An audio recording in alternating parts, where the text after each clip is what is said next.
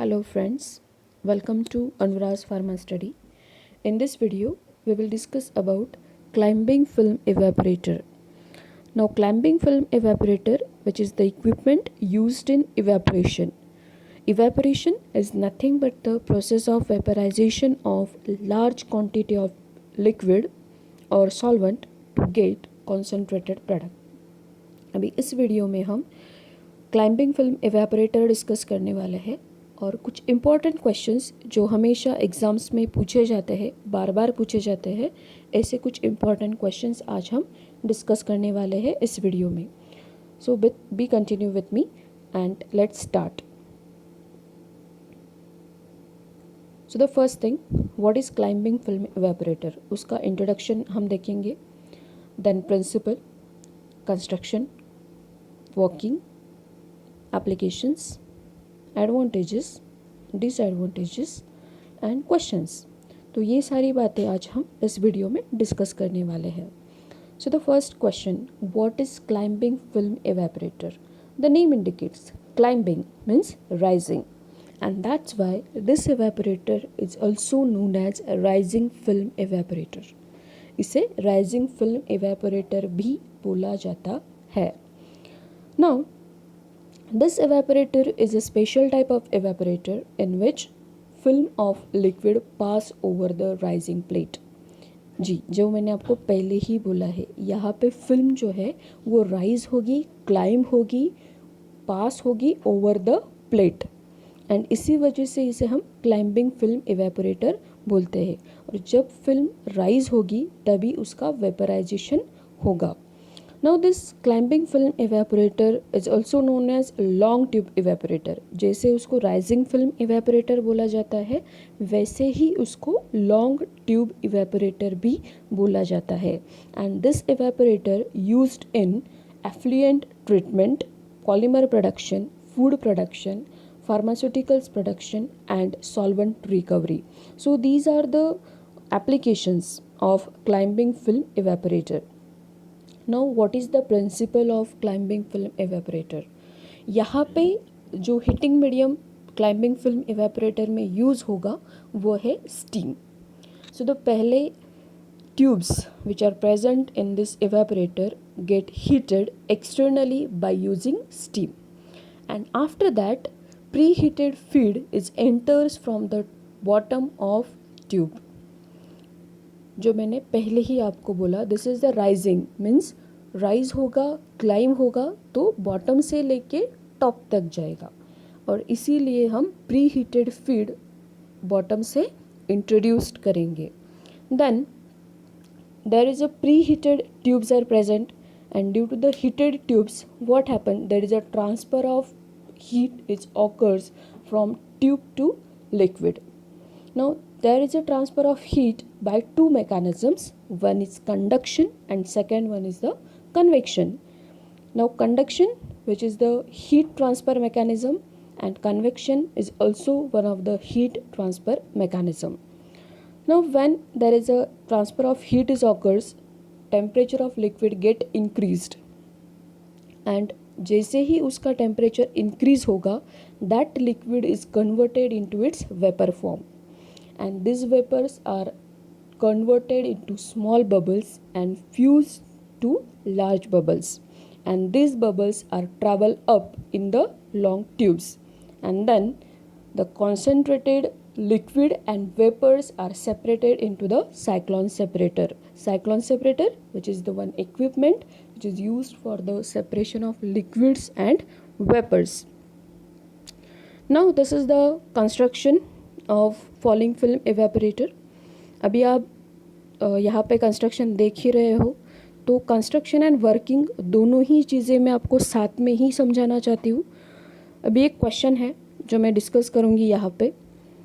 Students are always get confused how to prepare construction, working and principle in pharmaceutical engineering, क्योंकि एक ही equipment prepare नहीं करना है. अभी लास्ट हमने 4-5 वीडियो बनाए जिसमें हमने अलग अलग इवेपोरेटर्स देखे. हर एक इवेपोरेटर का कंस्ट्रक्शन अलग है, प्रिंसिपल अलग है, उसका वर्किंग अलग है. तो मैम कैसे करें, प्रिंसिपल अलग है लेकिन दिखते तो सेम ही है, प्रिपेयर कैसे करना है।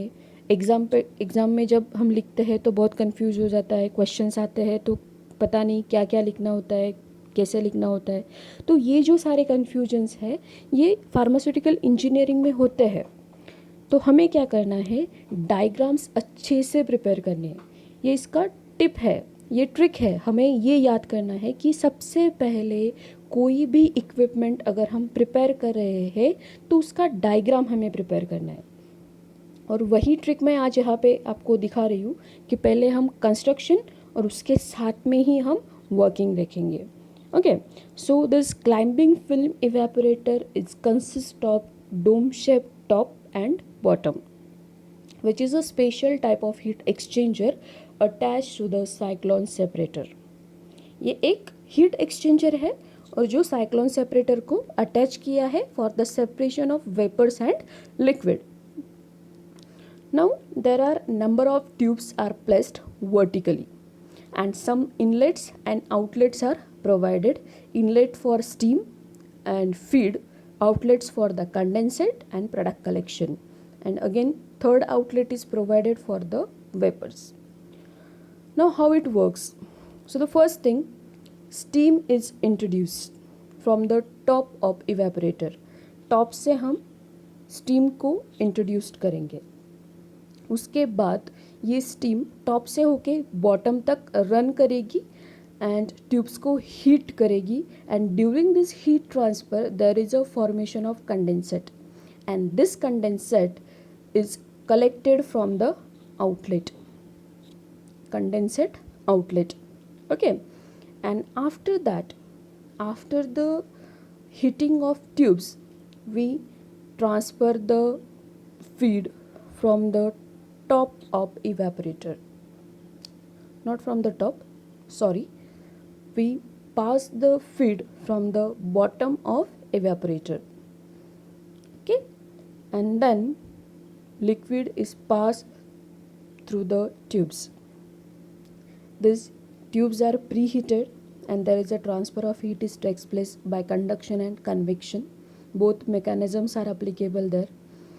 And when this liquid is passes, this liquid is converted into its vapors form, and these vapors are forms small bubbles, and these bubbles tend to fuse and form larger bubbles. And then these larger bubbles are passed towards the top head of the evaporator. Now this top head of the evaporator is, there is a inflector is provided. There the breaking of bubbles is takes place and liquid and vapors are collected in cyclone separator, and where the separation of vapors and liquid is takes place. The liquid is collected from the bottom of cyclone separator and vapors are collected from the top of cyclone separator.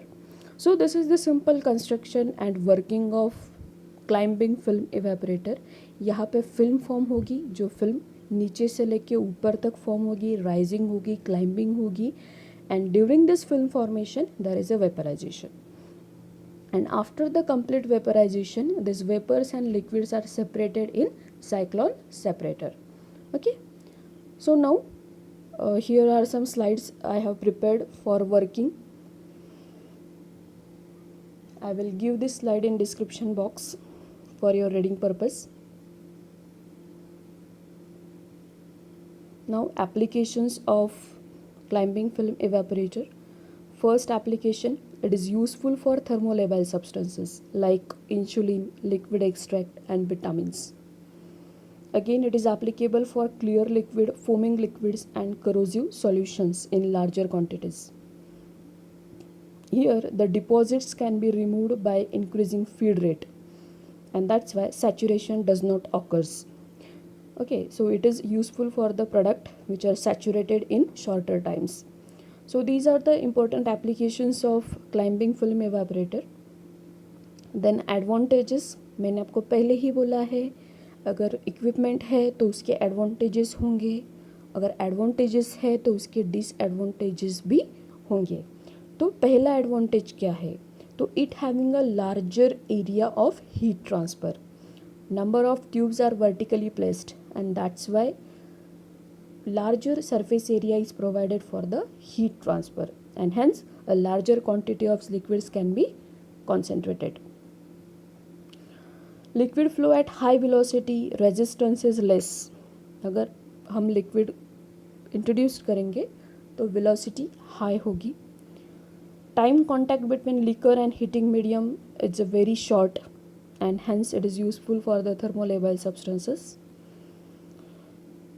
It is suitable for foam forming liquids because easily broken off foams against the separator. वहाँ पे इन्फ्लेक्टर है, separator है, तो जो भी foam form होगा, vapours form होंगे या फिर बबल्स फॉर्म होंगे, वो ब्रेक हो सकते हैं. तो ये फोमिंग लिक्विड के लिए सुटेबल है. Then it requires low holdup and small floor space. इसका कंस्ट्रक्शन बड़ा है बट इसके लिए जो स्पेस रिक्वायरमेंट है वो कम है. Now disadvantages. It having a complicated design. Complicated क्यों है? क्योंकि इसका हेड जो है वो लार्जर होना चाहिए for the breaking of bubbles at the top. Then construction cost is high as compare to other evaporators. Cleaning and maintenance is difficult. Large head space is require. उसका head space जो है वो larger है तो requirement is more. Not applicable for very viscous liquids. ज़्यादा viscous liquids के लिए, salting liquids के लिए, scaling liquids के लिए ये applicable नहीं है.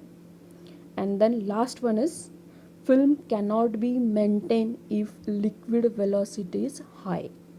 ये हो सकता है? जी हाँ, ये हो सकता है. अगर हम लिक्विड हाई वेलोसिटी में पंप करेंगे, इंट्रोड्यूस्ड करेंगे, तो फिल्म फॉर्मेशन के लिए टाइम ही नहीं मिलेगा.